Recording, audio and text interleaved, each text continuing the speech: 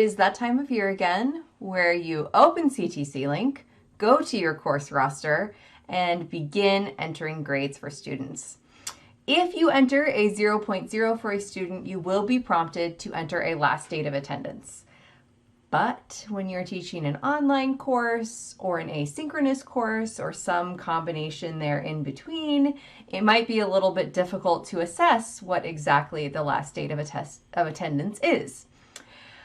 The last date of attendance is used in an important financial aid process that impacts not only the student's aid for this quarter, but also impacts their lifetime aid. So the date that you enter will have an influence on the student's aid for the current moment, but also into the future. So it's important that that number or that date be accurate. What the Department of Ed is looking for in that last date of attendance is the last date of the student's actual engagement with the course. So what I'm going to show you today is how you can use the Canvas analytics to identify that last date of attendance, meaning the last date that the student actively did something in your course.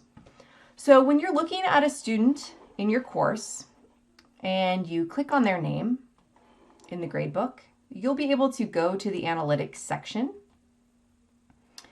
And when you are in that analytics section, you will see activity by date. Now Canvas helpfully has a change to analytics. So this is the old analytics. I will also show you the new analytics before we wrap up.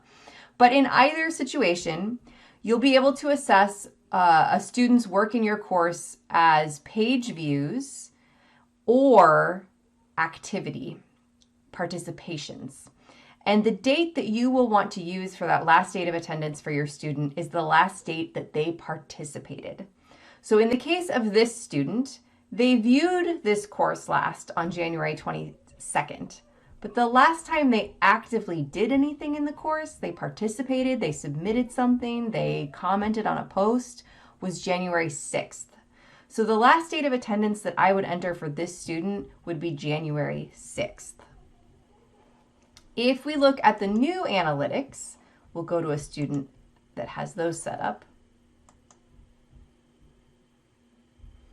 The data will look like this. You will want to click on weekly online activity, and then you'll be able to see their activity over time. And most importantly, you can compare the last time that they had paid, you can compare their page views, which is looking at the course, and their actions. So on March 5th, this student looked at 11 pages but didn't take any action. On February 22nd, they did participate. They did 4 things on that date. So what I would use for this student would be February 22nd as their last date of attendance. I hope that this helps you as you are filling out that field in your grade roster. As always, if you've got any questions, feel free to let me know. And thanks so much for your work on this important process. Bye.